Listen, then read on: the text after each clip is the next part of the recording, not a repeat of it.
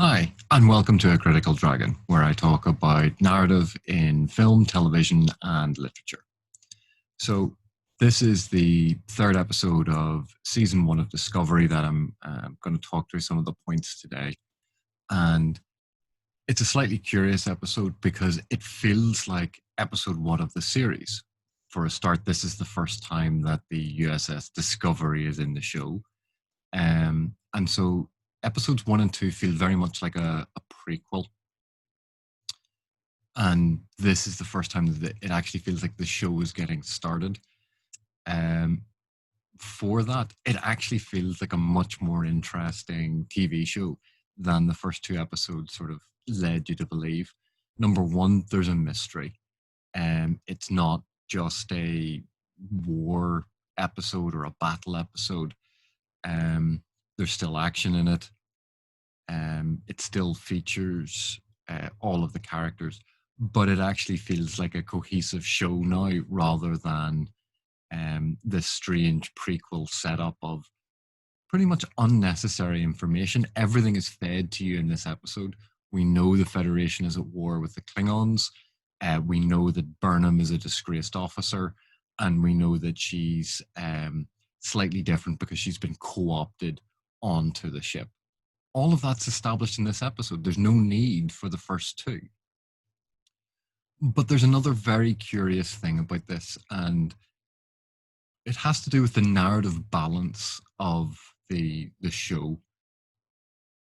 There are only, I think it's three very minor, very short scenes in the entire run length that don't feature Michael Burnham. So that's an awful lot of narrative weight to place on a single character. Now, obviously, she's being used as the viewer insert as a way to experience and track the world. We see this in a lot of narratives where you have a central protagonist who goes on a quest, and through their exploration, as things are explained to them or as they experience events, the viewer gets to experience them, the reader gets to experience them. It's a very common narrative technique. But for an ensemble show, for a show that's set on a starship, or any of these sorts of shows, it's very strange for almost every single scene to be from the perspective of one character.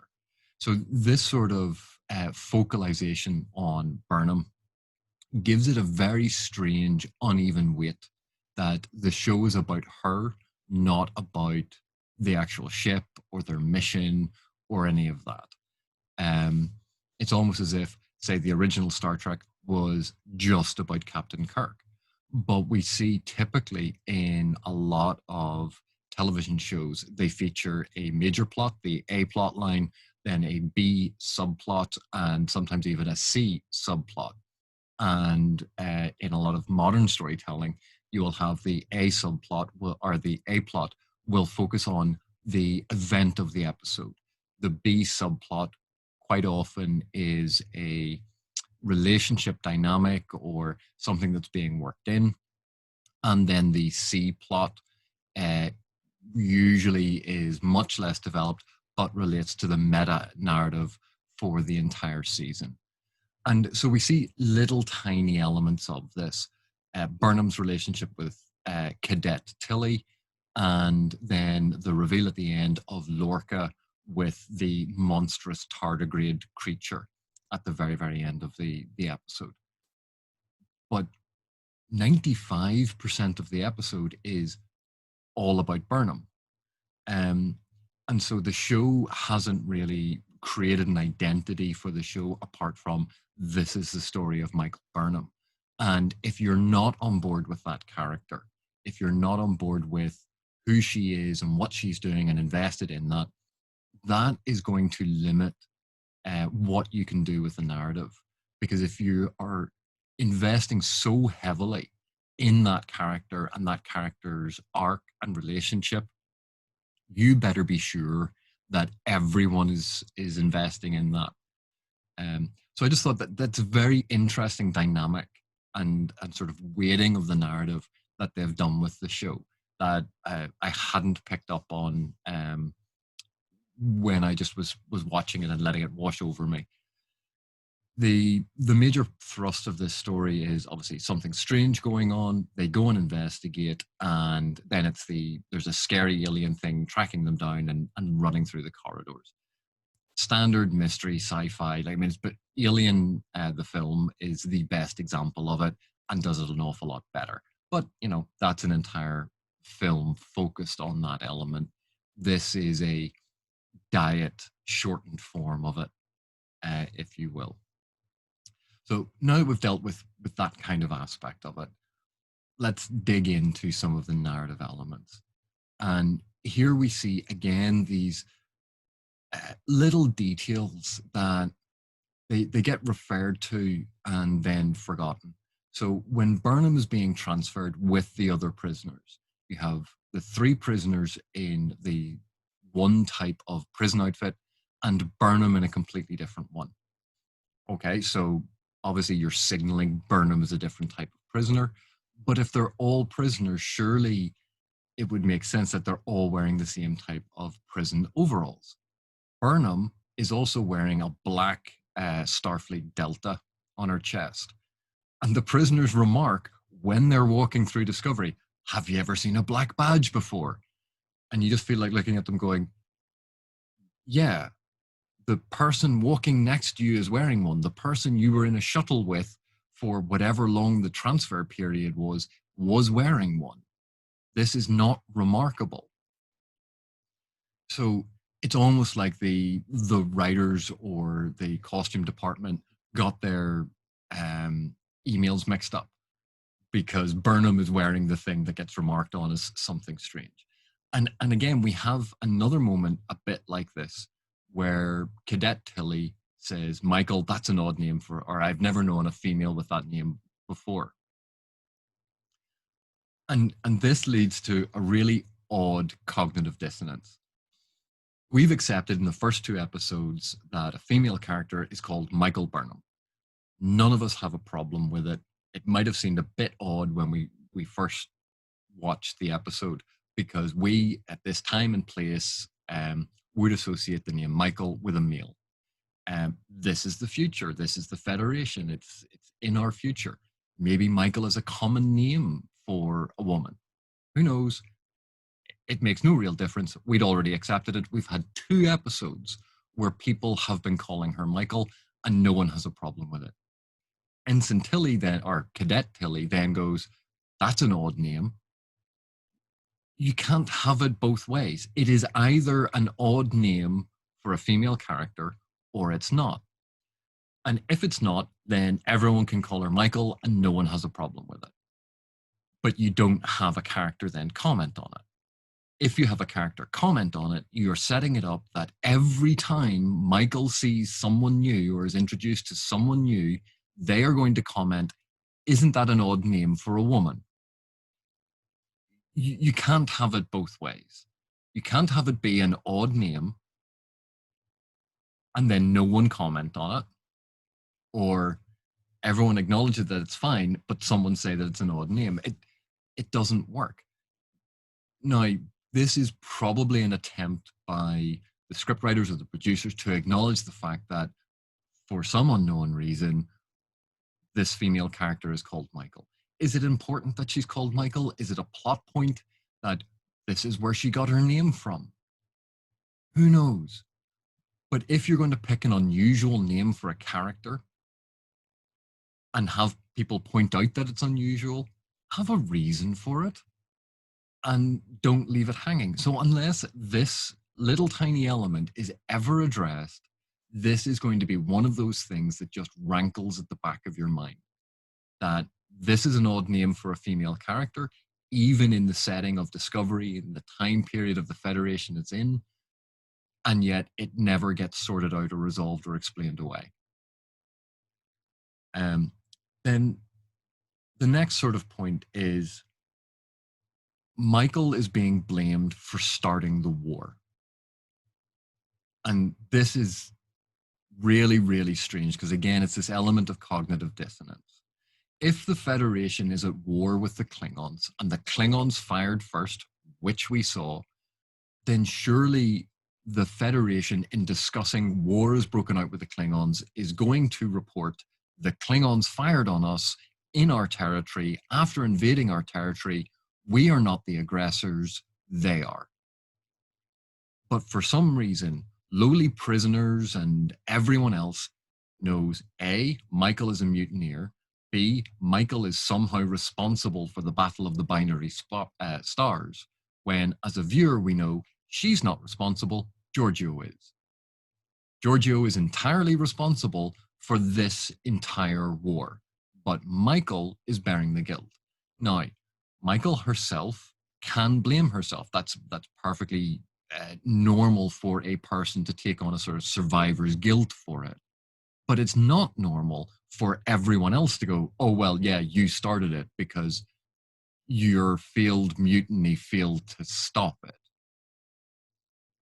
So it's almost like the writers in the script is trying to convince us that Michael was responsible, despite the fact that they have shown us that Michael wasn't responsible. Michael nearly averted the entire war, but was stopped by Giorgio.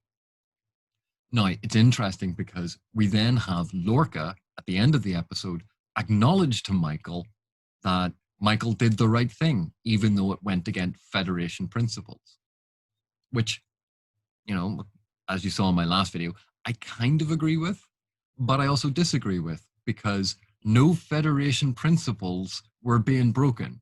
The Klingons had invaded Federation territory. The Klingons had cloaked stealth ships that had invaded the territory. The Klingons attacked a Federation officer in Federation territory. The Klingons committed acts of war. So it makes no sense that this is all, oh, but the Federation can't fire first. That they keep relying and referring back to this doctrine as if it was something that makes sense, and it makes no sense in the narrative. We then have this bizarre issue where Michael is assigned to Stamets in this top secret research, and it's Lorca's decision. The captain has said, this is where you're going. Michael's gone in. No one is wanting to talk to her, so she's just wandering around. Stamets comes in and makes the point, only I decide who gets assigned, and then says, oh, you're the one that Lorca sent. Again, you can't have it both ways. You can't have someone say, but I'm the one in charge. Oh, yeah, well, Lorca told me he was assigning you. You're like, well, what are you then? An idiot? In the space of 30 or 10 seconds, you've just contradicted yourself, and it sounds ridiculous. It's one of those things. If he had said, I'm the one in charge of these things. Oh, hang on. Lorca said he was sending someone. You make Stamets sound smarter. You make him sound, oh yeah, you must be that person. I did know about it. Whereas what we have here is the first line sounds like he has no idea what's going on. And then there was a cut and a break for lunch. The writers rewrote something and the actor was given a new line. And he came in and went, all right, I do know about this. So there's a complete volte-face in the middle of it, which just seems odd. So Stamets gives her code to reconcile, top secret code, but won't tell her what the code is about, saying, fix this problem. I don't know if anyone has ever been handed a problem and someone says, fix this, but they won't tell you what the thing is. So how are you meant to fix it when you don't know what it is? You have to have context for the problem. Someone can't hand you a whole load of jigsaw pieces and go, one of these pieces is wrong, but then not tell you what the finished jigsaw is meant to look like so that you can actually go, this one doesn't fit. That's essentially what he's done to Michael. Here's two pieces of code. There's an issue between them. Fix it. You're like, well, how does she know which bit of code is right? How does she know what the code is meant to do to find out the thing that is wrong? It doesn't matter how smart you are. You need to know what the problem is. So again, this just feels like they didn't think through the problem that was being set. They could have given her something to do that obviously this is meant to be a menial task, data crunching.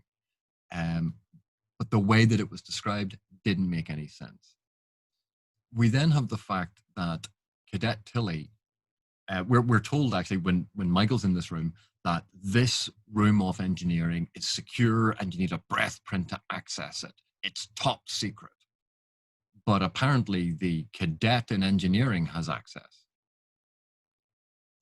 Not really top secret when a cadet who isn't even a formal officer yet, an officer in training, has access to your top secret lab. But despite all of this, we then have Stamets being sent on this mission, this recovery mission, to the derelict ship that had suffered this catastrophic failure. And it's Lorca says, you're going to bring a team, and Burnham's going to be on the team. Yeah, great. So it's a recovery mission, some catastrophic event. They'll send over a team. So who do they send? There's the pilot on the shuttle and Stamets, because he's in charge of the team, and the pilot flies them there.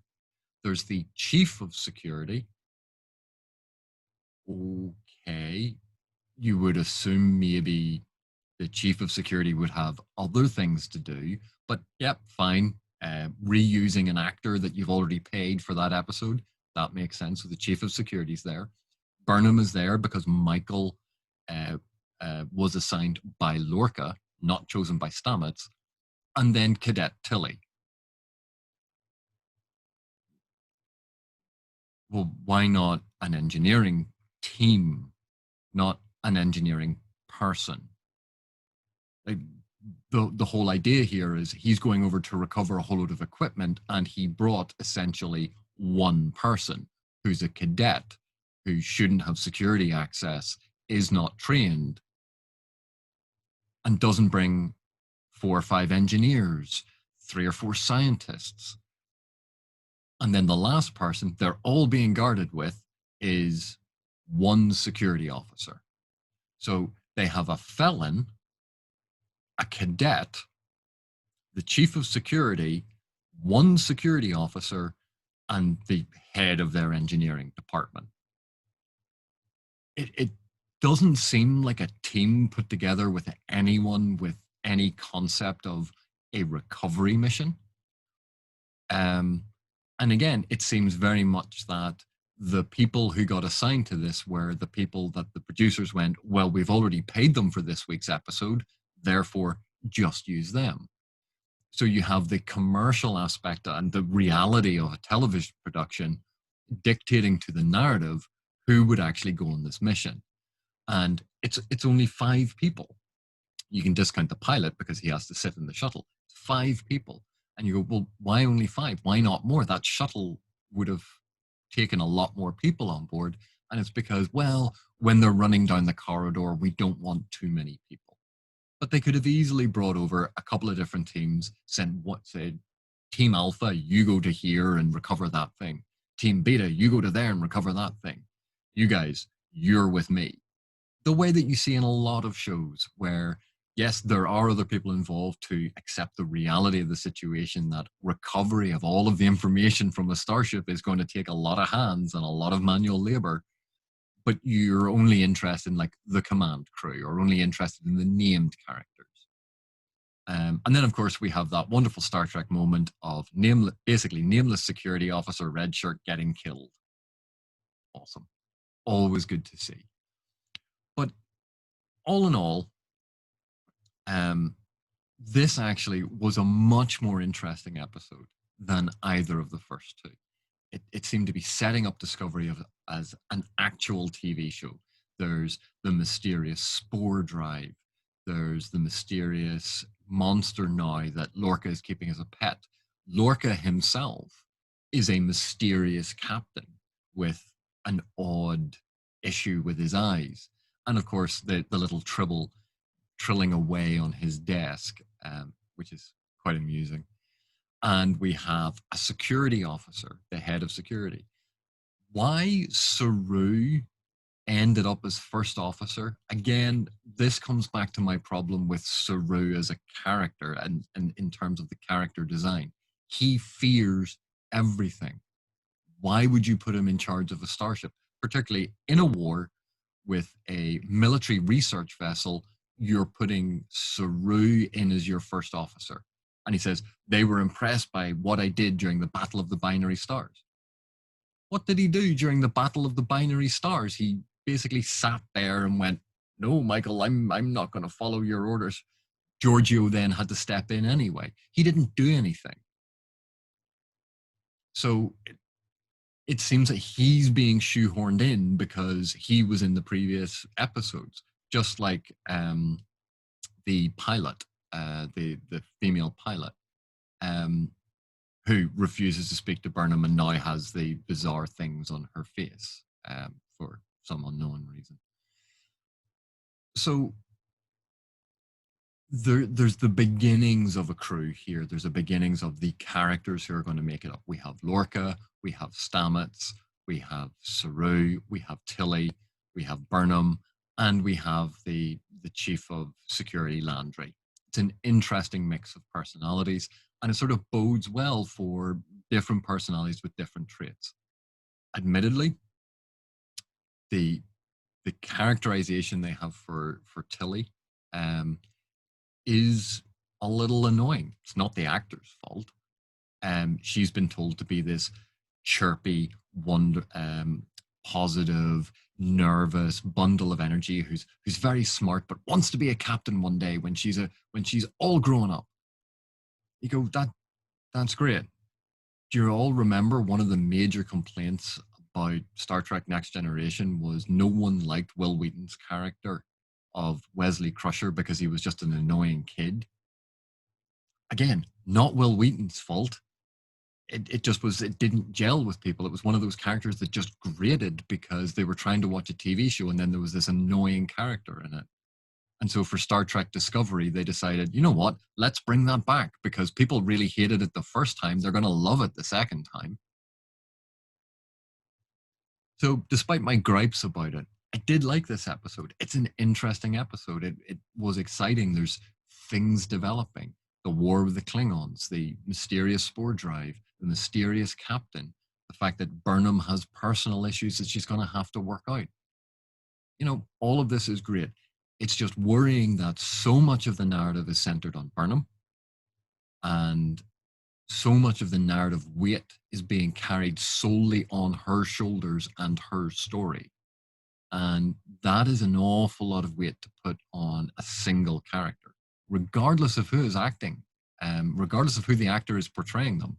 That's a lot of weight to put on a single character. And you have to be very careful about how you develop that because you don't want to feel like the narrative is being forced to always conform to make them right. Because that's when we get into arguments about not necessarily a Mary Sue, but the character the character begins to feel like they are the center of the narrative universe. And as soon as you start doing that, it feels less real, it feels less authentic because you suddenly have ridiculous coincidences. You have these strange twists of fate that, oh, look, everyone said this thing. They were the only one who stood up against it. And the character was right again.